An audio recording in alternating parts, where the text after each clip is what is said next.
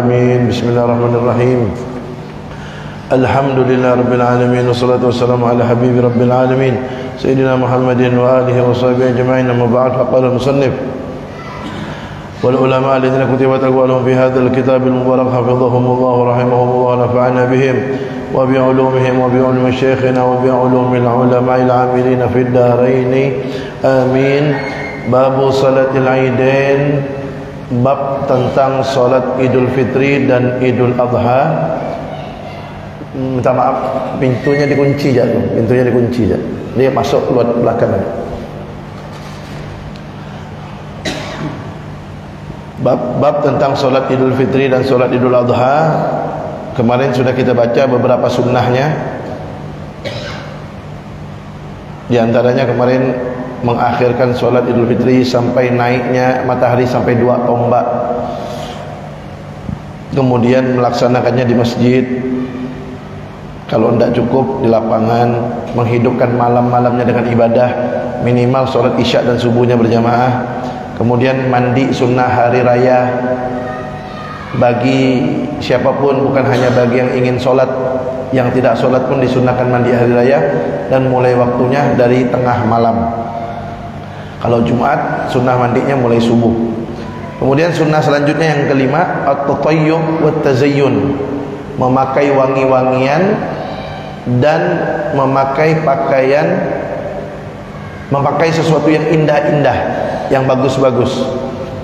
Lil qa'id wal kharij wal kibar was sighar, bagi orang yang diam di rumah atau yang keluar dari rumahnya, baik orang tua ataupun anak kecil, semuanya disunnahkan memakai wangi-wangian dan memakai pakaian yang indah, sesuatu yang indah. Sawa'un al-musalli minhum wa ghairuhu, baik dia yang melaksanakan solat atau yang tidak melaksanakan solat Idul Fitri, disunnahkan pakai wangi-wangian dan pakai pakaian yang indah-indah. Mau di dalam rumah, mau dia keluar rumah, ataupun dia yang dewasa atau yang anak-anak, atau dia yang ikut solat, yang tidak ikut solat, disunahkan pakai wangi-wangian dan pakai pakaian yang indah. Wa yusannu khurujul ajuz wa ghairi zawatil hay'ah minan nisa bi thiyabin badilah, dan disunnahkan orang-orang tua yang nenek-nenek yang hendak menarik, nenek-nenek yang tak menarik, penampilannya tak menarik, itu disunnahkan untuk keluar dengan pakaian yang sederhana.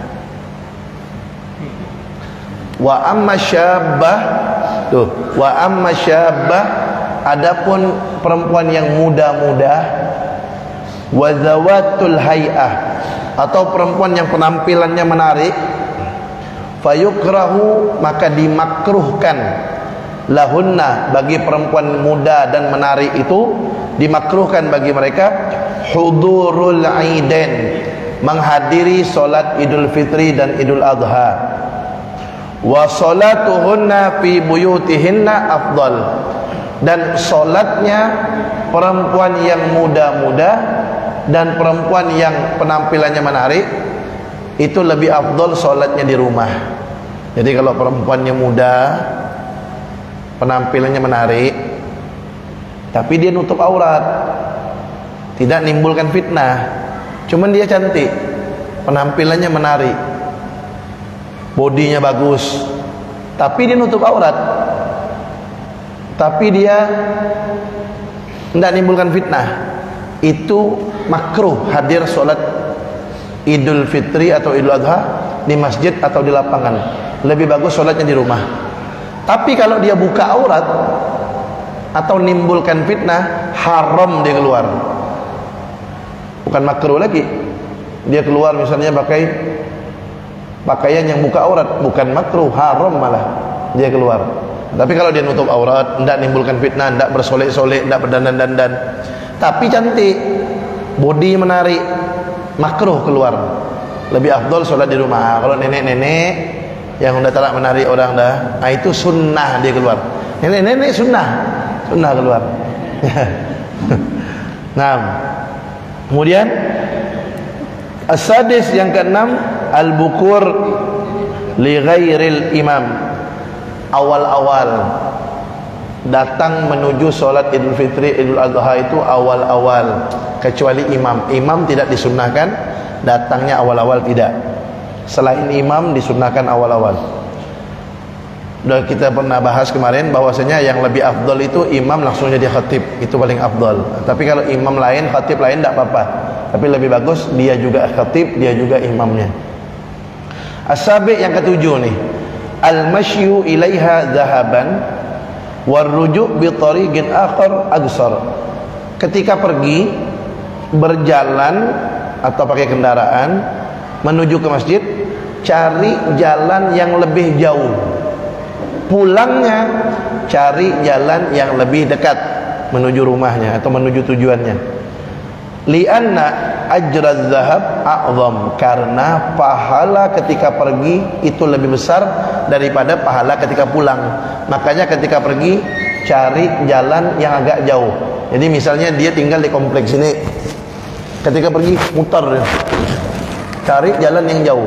Nah, ketika pulang cari jalan yang dekat, karena ketika pergi itu lebih besar pahalanya. Itu berlaku pada solat Idul Fitri, Idul Adha, dua-duanya. Fayundabu tatwiluhu liyakthura al-ajru bikathratil khuta. Maka disunnahkan memperpanjang jalannya agar banyak pahalanya karena banyak langkahnya. Makanya ketika pergi perpanjang jalannya. Kenapa tujuannya? Biar banyak langkah. Banyak langkah, banyak pahalanya. Kalau pakai kendaraan, ya seukuran itulah putaran roda kendaraannya. Nah, kemudian wa yustafta in kana min ahlil ilmi. Nah, juga tujuannya dia berjalan jauh-jauh tuh kalau dia termasuk orang yang punya ilmu agama, agar dia bisa ditanya tentang ilmu agama. Mungkin di jalan ada orang belum tahu, bisa nanya dia. Itu tujuannya, kata beliau. Wa yatasaddaq bihima, dan juga disunnahkan di tengah perjalanan mau pergi ke masjid untuk sholat Idul Fitri Idul Adha, disunnahkan bersedekah. Sedekah itu kan sunnah. Tapi ketika pergi sholat Idul Fitri Idul Adha lebih disunnahkan lagi sedekahnya. Nah, ketemu orang pagi anak-anak kecil kan misalnya kita sudah siap-siap tuh, duit-duit kecil tuh. Nah, itu disunnahkan ketika mau pergi ke masjid. Kemudian waliyashhad lahu tariqani, dan agar kedua jalan itu menjadi saksi untuk dia nanti di hari kiamat. Apa dalam Al-Qur'an Allah firman Allah dalam Al-Qur'an? Yauma idzin tuhadditsu akhbaraha. Ya. Surah Idza zulzilatil ardu zilzalaha azalzalah. Di situ ada firman Allah, yauma idzin tuhadditsu akhbaraha. Apa artinya itu? Pada hari kiamat bumi itu akan berbicara tentang apa yang dilakukan orang di atas muka bumi itu. Jadi artinya bumi akan bersaksi kepada setiap orang apa yang dilakukan orang itu ketika dia sedang berada di atas bumi dulu masa hidupnya. Nah, jadi artinya makanya kita kalau sholat jangan tetap di suatu tempat situ terus, jangan pindah-pindah. Maghrib sini, isya pindah, zuhur, asar pindah, sholat sunnah nanti pindah. Ya, kita tadi misalnya sholatnya di sini, nanti sholat sunnah itu pindah. Kenapa? Yauma idzin tuhadditsu akhbaraha. Di pada hari kiamat tuh, ketika bumi digoncangkan, kemudian isi bumi dikeluarkan, maka pada hari itu, pada hari kiamat itu, bumi itu yauma idzin tuhadditsu akhbaraha. Pada hari itu bumi itu akan berbicara, bersaksi, ya Allah, dia dulu pernah lewat di jalan, pernah lewat di atas saya ya Allah untuk pergi ke masjid sholat Idul Fitri. Ya Allah, kata tanah yang satunya, kata komplek yang sebelahnya, ya Allah, dia dulu pernah lewat saya pulang dari sholat Idul Fitri atau Idul Adha. Dia bersaksi. Begitu juga sholat. Nanti dia bersaksi, ya Allah, dia dulu pernah sholat maghrib di atas saya, kata tanah yang sini, kata tanah yang sebelah situ. ya Allah, dia dulu pernah solat di atas saya ba'da maghrib. Jadi artinya makin banyak tempat-tempat yang kita lakukan kebaikan di atasnya, makin banyak menjadi saksi untuk kita. Ini kita duduk di majelis taklim hari ini, ini bumi akan bersaksi nanti. Begitu juga sebaliknya. Begitu juga sebaliknya. Ketika di atas bumi dia melakukan perbuatan dosa, naudzubillah min dzalik, bumi itu juga nanti pada hari kiamat akan bersaksi di hadapan Allah bahwasanya orang itu pernah melakukan perbuatan dosa di atas pundaknya dia. Semuanya akan bersaksi. Nah, terakhir ayatnya apa tuh? Faman ya'mal mithqala dzarratin khairan yarah. Maka barang siapa yang melakukan perbuatan baik sebesar dzarrah, dia akan melihat balasannya. Dia akan mendapatkan balasannya. Di dalam tafsir, apa itu dzarrah? Barang siapa yang melakukan kebaikan sebesar atau seberat dzarrah. Dalam tafsir Jalalain itu disebutkan dzarrah itu adalah seukuran timbangan semut yang kecil. Kalau dalam tafsirnya itu disebutkan zinata namlatin saghirah, seberat semut yang kecil. Semut yang besar apa namanya? Kerengge. Kalau kita taruh di timbangan, tidak bergerak timbangan itu, ringan kan? Apalagi semut yang kecil sekali, tidak. Kalau kita taruh di timbangan, tidak gerak timbangannya. Tapi walaupun sekecil itu, yarah, kata Allah, yarah, dia akan melihat balasannya. Dia akan mendapatkan balasannya. Begitu juga sebaliknya. Wa may ya'mal mithqala dzarratin syarran yarah. Dan barang siapa yang melakukan perbuatan yang jelek sekecil dzarrah, seukuran berat semut yang kecil, yarah, dia akan melihat balasannya. Dia akan mendapatkan balasannya. Makanya banyakkanlah di dunia ini saksi-saksi yang akan nanti membela kita di akhirat. Kita duduk di majlis selawat, itu tempat duduk kita nanti yauma idzin tuhaddits wa akhbaraha, akan bersaksi nanti dia. Kita duduk di majlis, makin banyak kita duduk di majlis-majlis perkumpulan kebaikan, itu semua tempat duduk akan bersaksi di hadapan Allah Subhanahu wa taala. Nah, makanya pindah-pindah tempatnya, jangan selalu netap di situ, agar banyak yang akan menolong kita nanti di hadapan Allah Subhanahu wa taala. Kemudian, nah itu tadi itu. Kenapa tadi diantaranya disunnahkan pergi ke masjid untuk sholat id, perginya ke jalan yang lebih jauh, pulangnya ke jalan yang lebih pendek, lebih dekat? Karena satu, ketika pergi disunnahkan jauh-jauh karena pahalanya lebih besar kalau pergi. Yang kedua, agar kedua jalan itu nanti menjadi saksi di hadapan Allah Subhanahu wa taala. Ini nanti nih yang hadir-hadir nih, tadi pergi lewat jalan mana? Itu jalan nanti di akhirat bersaksi. Ya Allah, hari Senin malam Selasa dia lewat di atas saya, mau pergi ke masjid sholat berjamaah, mau hadir majelis taklim. Itu jalan saksi nanti. Nanti balik nih lewat mana? Itu jalan juga jadi saksi. Ya. Nah, itu sudah jadi ketetapan Allah Subhanahu wa taala, dan kita harus yakin itu bukan dongeng. Itu pasti terjadi, dan itu akan kita saksikan nanti di akhirat. Semuanya tidak akan luput dari catatan malaikat. Pasti kita semua akan saksikan. Nanti Allah putar lagi balik. Oh, ini ketika kamu malam Selasa lewat di jalan itu menuju Masjid Al-Aqsa. Oh, ini ketika kamu pulang. Semuanya akan diputar lagi oleh Allah Subhanahu wa taala, dan ketika itulah waktunya menikmati hasil jerih payah kita. Jadi semuanya tidak akan disia-siakan oleh Allah Subhanahu wa taala. Memang kalau dipikir-pikir nyaman sekarang nih baring di rumah, kan? Duduk ambil ngopi, nunggu bola. Tapi tak dapat apa-apa. Sayang, tidak jadi saksi. Kalau begini ini jadi saksi. Jalan jadi saksi, tempat duduk itu jadi saksi. Kita sholat nanti itu semuanya jadi saksi di hadapan Allah Subhanahu wa taala. Ya, makanya kalau kita mau dapat sesuatu ya harus berusaha lah. Kan? Harus berusaha. Mau dapat kedudukan yang tinggi insyaallah, mau dekat dengan Nabi Muhammad ya harus ada usaha. Tidak ada usaha, diam-diam saja apa yang mau kita dapatkan. Nah, kemudian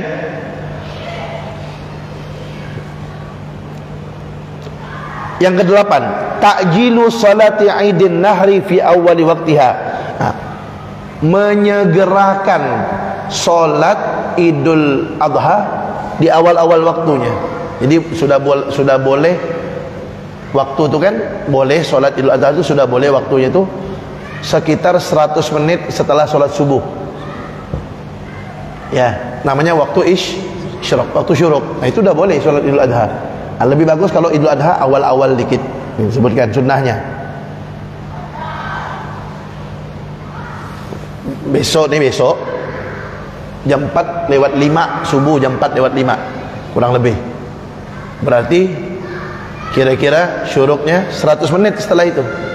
Nah, kalau jam 5 lewat 5 60 menit. Berarti sekitar jam 5 lewat 45. Ya. Tak mungkin bagi kita sholat Idul Adha jam 5.45, kan terlalu awal pula, sian pula orang-orang. Dan kalau lebih awal itu lebih bagus. Ya mungkin jam 6.30 lah gitu. Ya. Sholat Idul Adha itu lebih bagus lebih diawalkan dari Idul Fitri. Itu lebih bagus. Tapi tidak harus. Waktunya sampai kapan sih sholat Idul Adha Idul Fitri itu? Waktunya sampai istiwa, sampai sebelum zuhur, sampai matahari pas di atas tuh. Ya sekitar kira-kira 15-20 menit sebelum zuhur. Masih boleh. Nah, tapi lebih bagus sholat Idul Adha agak diawalkan. Kenapa? Kenapa lebih diawalkan? Lihat likai yattasi'a waqtul udhiyah ba'da shalah, agar waktu untuk nyembelih hewan korban itu lebih panjang. Nah, itu tujuannya. Kemudian at-tasi' yang ke-9, ta'khiru salati Idul Fitri ila irtifa'i syamsi qadra rumhain. Mengakhirkan solat Idul Fitri sampai matahari kira-kira naik 2 tombak. Kalau naik 1 tombak itu kan waktu isyraq. Nah, sampai naik 2 tombak, lebih kan lagi. Ya, biasa kan orang ngerjakan sekitar jam 7 gitu tuh ya. Kenapa? Likayat yasi'a waktu ikhrajil fitrah qabla shalah. Kenapa tujuannya? Kalau Idul Fitri disunnahkan agak mundurkan sholatnya sekitar jam 7 lah gitu. Kenapa? Padahal waktunya boleh sampai sebelum zuhur, boleh sampai istiwa. Tapi jangan terlalu siang. Jangan di awal-awal waktu kalau sholat Idul Fitri. Agak diundur lah, biasanya orang jam 7. Kenapa? Agar lebih luas waktu orang untuk mengeluarkan zakat fitrah. Karena zakat fitrah itu waktu yang paling afdal, paling utama mengeluarkan zakat fitrah adalah tanggal 1 Syawal habis solat subuh sebelum solat Id. Itu waktu yang paling afdal. Tapi kan yang namanya zakat fitrah itu, ya, zakat fitrah itu kan boleh mengeluarkannya dari awal Ramadan, udah boleh dari awal Ramadan. Cuman waktu yang paling mulia, waktu yang paling utama habis solat subuh tanggal 1 Syawal, habis solat subuh sebelum solat Id. Itu waktu yang paling utama. Kalau bisa dikerjakan, kerjakan. Kalau tidak, takut terkejar-kejar. Kata orang Pontianak, kata orang Jawa, kalau takut tak kesusu, kata orang Jakarta, kalau takut tak keburu, nggak keburu, ya.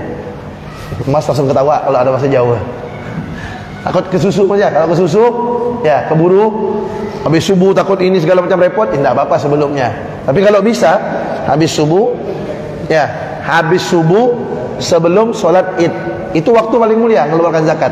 Makanya sholat Idul Fitri lebih dianjurkan untuk diundurkan, agar lebih luas waktu orang untuk mengeluarkan zakat fitrah di waktu yang afdal. Nah, kemudian yang ke-10, al-fitru qabla salati Idul Fitri wal afdal an yakuna bitamrin witran likai yamtaza yaumul Id amma qablahu bil mubadarah bil akli. Yang ke-10 disunnahkan makan sebelum solat Idul Fitri, dan yang lebih afdal makannya kurma, dan yang lebih afdal makannya ganjil 3, 7, 9 dan seterusnya. Jadi sebelum solat Idul Fitri makan dulu, sunnah. Makan sunnah. Kalau mau tambah sunnah lagi, kurma makannya. Kalau mau tambah sunnah lagi, ganjil makan kurmanya. Kenapa? Likai yamtaza yaumul Id, agar berbeda hari Idul Fitri itu, agar berbeda amma qablahu, dari hari sebelumnya. Karena hari sebelumnya kan kita puasa. Agar hari itu berbeda bil mubadarah bil akal, awal-awal kita makan. Disunnahkan. Kalau kurma tak ada, apa yang ada lah, lontong ke apa, kuih lapis ke, apa yang ada lah makan. Tetap dapat sunnah. Tapi lebih bagus lagi makannya kurma dan ganjil. Yang ke-11 al-imsak. Yang ke-11 tidak makan min tulu'il fajri, dari mulai subuh tidak makan, fi Idul Adha, pada Idul Adha tidak makan dari subuh, hatta yafrugha min salatil Id, sampai selesai salat Id, wa yanhar, dan berkorban, wa ya'kula min udhiyatih, dan dia makan dari daging korban itu. Kalau tak sampai sore, kalau sampai sore mana nak nahan makannya? Jadi memang disunnahkan tuh dari mulai subuh Idul Adha jangan makan. Habis sholat Id potong hewan kurban, potong-potong, masak, makan. Sunnahnya tuh pada hari itu dimulai kita makan hewan korban. Tapi kalau di korbannya sendiri, itu kalau di korban sendiri kan bisa cepat. Habis sholat Id ambil, potong, cincang, masak. Kalau nunggu kan bagian dari masjid, bagian orang, kan siang baru datang. Belum masak 2 jam 3 jam, puasa bergegar. Tapi ini kalau bisa, kan tak wajib, sunnah ini. Kalau bisa makan daging korban dari mulai pagi jangan makan. Kalau bisa, kalau tidak sekuat-kuatnya lah. Makanya yang berkorban lebih bisa nih, kalau yang berkorban sendiri bisa melakukan ini. Habis sholat dia langsung potong. Kan yang paling afdol kan yang berkorban itu yang motong, dia paling afdol. Tapi kalau tidak bisa, minta tolong orang lain. Tapi kalau bisa sebenarnya dia yang paling afdol, motong. Segera potong, udah ambil sikit.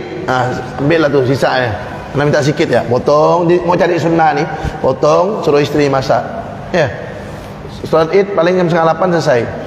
Jam 8 lah, sambil salam-salaman. Potong, cincang-cincang. Jam 9 masak, jam 11 makan. InsyaAllah, kalau masih tahan. Tapi disunnahkan nih, disunnahkan tidak makan dari mulai subuh. Berarti sebelum subuh masih boleh makan. Tahu. Tapi jangan niat puasa, tak boleh kan, haram 10 Dzulhijjah. Jadi sebelum subuh makan dok emang. Untuk dapatkan sunnah nih, makan dulu. Begitu masuk subuh jangan makan. Sampai kapan? Sampai nanti dia makan dari daging korban. Itu dapat dia sunnah. Ya kalau tidak bisa tiap tahun sunnahnya.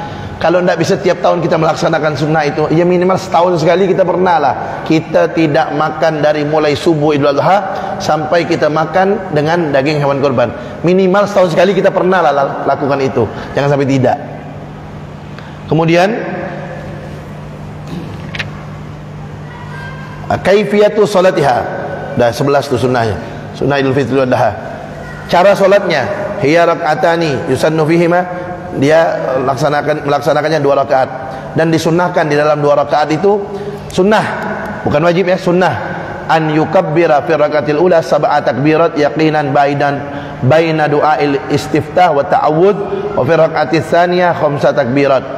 Disunnahkan rakaat pertama antara doa iftitah dan ta'udzubillahi minasyaitonir rajim sebelum al-Fatihah, disunnahkan 7 takbir. Disunnahkan, tak wajib. Disunnahkan 7 takbir selain takbiratul ihram. Takbiratul ihram tak termasuk. Usalli sunnatan li'idil fitri rakataini ma'muman lillahi ta'ala. Allah, niat saya solat sunnah Idul Fitri 2 rakaat menjadi makmum karena Allah Ta'ala. Akbar. Ini belum hitung nih, belum 1. Allahu Akbar, baru 1. Jadi takbir ketika takbiratul ihram itu belum dihitung 1.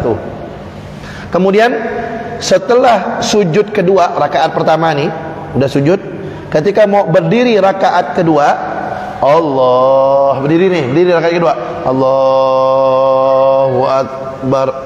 Ini belum hitung, belum 1 nih, belum. Ini namanya takbirul intiqal, takbir berpindah, takbir perpindahan. Ini belum dihitung 1, belum. Kemudian Allahu Akbar, baru 1.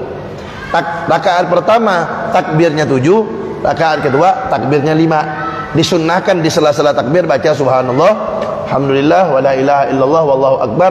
Dan kalau imam lupa, maklum, solat setahun 2 kali. Kadang-kadang imam lupa, baca takbir 7 kali, baca takbir 5 kali, lupa. Kalau imam lupa, jangan dibaca subhanallah, ingatkan. Jangan. Kalau imam Kalau imam sudah mulai Al-Fatihah, Allahu Akbar, Bismillahirrahmanirrahim, imamnya lupa, rakaat pertama takbir 7 atau rakaat kedua takbir 5, lupa imamnya, jangan diingatkan subhanallah, jangan. Kalau sudah dia mulai Bismillahirrahmanirrahim, maka sunnah takbir itu udah hilang dah, kesunnahannya sudah berlalu. Jangan pula imamnya gugup pula. Begitu imamnya kena kejut kan, subhanallah, ulang dia, Allahu Akbar kata dia. Itu sama tak beri, makmum sama imam sama-sama. Ya, karena pernah terjadi itu, pernah terjadi di Pontianak, tak saya sebutkanlah masjidnya. Pernah terjadi, imamnya lupa takbir 7 atau 5, lupa. Imamnya tahu, imamnya punya ilmu, tahu dia. Lanjut dia bismillah. Makmumnya pula terus sepanjang solat tu subhanallah. Imam baca Fatihah, alhamdulillahirabbil alamin, subhanallah, ar-rahmanir-rahim, subhanallah. Pokoknya ribut satu masjid tu. Ribut dengan subhanallah dia. Nah, itulah repot. Jadi kalau sudah lewat itu, imam sudah membaca Al-Fatihah, hilang dah. Hilang itu sunnahnya takbir, dan tidak disunnahkan sujud sahwi, tidak. Tidak disunnahkan sujud sahwi. Saya ingatkan sedikit. Sujud sahwi itu sunnah karena 4 perkara. Selain ini tidak disunnahkan sujud sahwi. Dan sujud sahwi pun hukumnya sunnah, bukan wajib. Kalau tidak sujud sahwi, solatnya tetap sah. Sujud sahwi itu cuman untuk menutupi kekurangan. Sujud sahwi itu sunnah karena 4. 1, meninggalkan ab'adus solah, sunnah ab'adus solah, atau sebagian daripada ab'adus solah. Kemudian saya jelaskan yang pertama dulu. Saya ingatkan lagi nih. Ab'adus solah itu sunnah dalam solat itu kan ada 2. Ada namanya ab'adus solah, ada namanya hayatus solah. Ab'adus solah kalau ditinggalkan sunnah sujud sahwi. Hayatus solah kalau ditinggalkan tidak sunnah sujud sahwi. Apa ab'adus solah? Ab'adus solah ada 7. Tasyahud awal, duduk di tasyahud awal, solawat di tasyahud awal, kunut, berdiri dalam kunut, solawat kepada Nabi dan keluarga Nabi di dalam kunut, solawat kepada keluarga Nabi di tasyahud akhir, wa ala ali itu, wa ala ali di tasyahud akhir. Ini 7, namanya ab'adus solah. Ini kalau ditinggalkan salah satunya, sunnah sujud sahwi. Misalnya dia tidak tasyahud, sunnah sujud sahwi. Tidak tasyahud awal, sunnah sujud sahwi. Tidak kunut, sunnah sujud sahwi. Atau dia tasyahud awal tapi tidak baca selawat, sunnah sujud sahwi. Atau dia tasyahud akhir, tidak baca wa ala ali, sunnah tasyahud, sunnah sujud sahwi. Ya, sujud sahwi sebelum salam, sujud 2 kali. Subhanalladzi la yashu wa la yanamu. Baca subhanallahi wa bihamdi pun boleh, tak baca pun boleh. Sujud sahwi. Itu yang pertama. Yang membuat sujud sahwi itu sunnah, atau yang menyebabkan sunnah sujud sahwi, meninggalkan salah satu daripada ab'adus solah. Yang kedua, memindahkan rukun gauli. Rukun gauli. Rukun solat kan ada 17. Ada rukun fi'li. Rukun fi'li itu yang berupa gerakan. Berdiri bagi yang mampu di solat wajib, ruku' tumakninahnya, i'tidal tumakninahnya, sujud 2 kali tumakninahnya, duduk antara 2 sujud tumakninahnya, duduk di tasyahud awal. Ini namanya ruknun fi'li, rukun yang berupa gerakan. Ada rukun yang berupa gauli, rukun yang berupa ucapan, bacaan. Takbiratul ihram, Al-Fatihah, tasyahud akhir, salawat di tasyahud akhir, salam. Satu rukun hati, galbi, rukun qalbi, hati, niat. Satu lagi rukun maknawi, tertib. Nah, rukun qauli yang 5 ini, takbiratul ihram, Al-Fatihah, tasyahud akhir, salawat di tasyahud akhir, salam. Ini yang pertama tak boleh pindah. Takbiratul ihram tak boleh pindah. Macam mana nak solat kalau tak ada takbiratul ihram? Ini tak boleh pindah nih. Sampai yang terakhir, salam. Ini tak boleh pindah. Kalau disalam batal solatnya.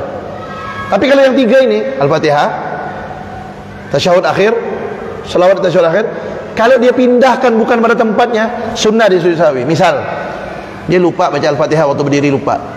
Pas ruku dia ingat. Dia baca Al-Fatihah ini dalam ruku. Boleh tak? Boleh, tapi sunnah sujud sahwi. Kenapa? Memindahkan rukun qauli bukan pada tempatnya. Tuh, yang menyebabkan sunnah sujud sahwi yang kedua. Yang ketiga, yang menyebabkan sunnah sujud sahwi yang ketiga, dia menambah rukun fi'li. Rukun yang berupa gerakan dia tambah karena ragu-ragu. Apa contohnya? Dia udah sujud nih, udah 2 kali dia sujud. Habis itu dia lupa dalam hatinya, ini saya sujud nih sekali apa 2 kali ya? Lupa dia. Dia sujud udah sekali apa 2 kali. Maka tambah lagi. Tambah sekali. Berarti kan nambah rukun tuh. Karena ragu. Sujud lagi. Nanti sunnah dia sujud sahwi. Kenapa? Ragu di dalam menambah rukun. Yang keempat, ragu dalam menambah rakaat. Misalnya sholat maghrib tadi 3 apa 2 ya, tambah, ambil 2, tambah. Ketika dia menambah lagi 1 rakaat, sunnah sujud sahwi. Nah itu saja sujud sahwi itu. Selain itu tidak sunnah sujud sahwi. Makanya perlu kita hafalkan 4 tuh. Meninggalkan salah satu daripada abadus sholat, memindahkan rukun gauli, menambah rukun fi'li karena ragu, menambah rakaat karena ragu. Selain itu tidak sunnah sujud sahwi. Lupa takbir 7 kali dalam solat Idul Fitri Adha yang rakaat pertama, lupa takbir 5 di solat Idul Fitri Idul Adha pada rakaat kedua, tidak disunnahkan sujud sahwi. Dan kalau sudah mulai Al-Fatihah, tak usah balik lagi kepada takbir itu. Makanya nanti yang pengurus masjid, kalau ada ngambil khotib, khotibnya lupa takbir, udah habis salam, mungkin jamaah banyak yang bingung, ambil mikrofon. Kalau khotibnya tidak jelaskan, pengurus ambil mikrofon, jelaskan. Maaf, ini maklum, ini solat setahun 2 kali, mungkin khotibnya tadi lupa, imamnya lupa. Maka itu tadi takbir 7 kali di rakaat pertama, 5 kali rakaat kedua, itu hukumnya sunnah, tidak wajib. Dan kalau sudah imam sudah mulai baca Al-Fatihah, maka hilanglah kesunahan itu, tapi solatnya tetap sah dan tidak perlu sujud sahwi. Nah, jadi biar orang tenang. Lagi takut dia balik, sah kata tak solat saya tadi ini? Ujung-ujung tak mau ke masjid lagi. Apa pengurus masjid tu kan? Maka harus dijelaskan biar tidak menimbulkan fitnah. Karena tidak mereka semua tahu. Nah, kemudian itu apa sunnahnya solat Idul Fitri Idul Adha. Kemudian raf'ul yadain biha, mengangkat kedua tangan di dalam 7 takbir rakaat pertama, 5 takbir rakaat kedua disunnahkan setiap takbirnya angkat tangan. Al-jahru fiha lil imam wal ma'mum wal munfarid. Mengeraskan suara ketika takbir tuh, Allahu Akbar. Makmumnya pun Allahu Akbar. Makmum pun juga angkat suaranya, keraskan suaranya. Kemudian kita selesaikan ini. An yaqula baina kulli takbiratin al-baqiyatis salihat. Hendaknya antara takbir yang 1 dan kedua dan seterusnya itu membaca tadi itu subhanallah, alhamdulillah, wa la ilaha illallah, akbar. Kemudian an yadha'a yumnahu ala yusrahu tahta sadrihi baina kulli takbiratin. Setiap habis takbir meletakkan tangannya di bawah dada, di atas pusar ya, seperti biasa takbir. Kalau ada orang begini, tak apa, biar dia lah, yang penting di solat. Kalau ada orang begini, ada orang di bawah pusar, ada orang belah kiri, ada orang tak ada letakkan begini, tak apa-apa, semuanya tak ada membatalkan solat, semuanya sah. Tapi kita ikut mazhab Syafi'i, di bawah dada, di atas pusar. Kemudian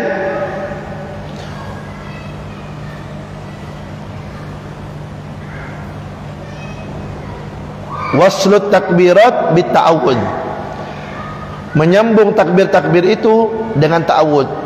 Jadi ketika sudah selesai takbir yang ke-7 rakaat pertama atau takbir ke-5 rakaat kedua, langsung sambung dengan a'udzubillahi minasyaitonirrajim, langsung mulai baca Al-Fatihah bagi si imam. Nah, kemudian an yaqra'a fihima, membaca di rakaat pertama surah Qaf, dan rakaat kedua iqtarabat. Kalau tak mau ada pilihan lain, awil a'la wal ghasyiyah, atau baca sama seperti Jumat kemarin, atau baca rakaat pertama surah sabbihisma rabbikal a'la, yang rakaat kedua hal ataka haditsul ghasyiyah, itu boleh juga. Nah, kemudian sunanul khutbah, bab selanjutnya sunnah-sunnah khutbah Idul Fitri, wallahu alam bisawab. Kita dengarkan azan dulu, insyaallah habis isya kita baca maulid karena ini akhir bulan. Ada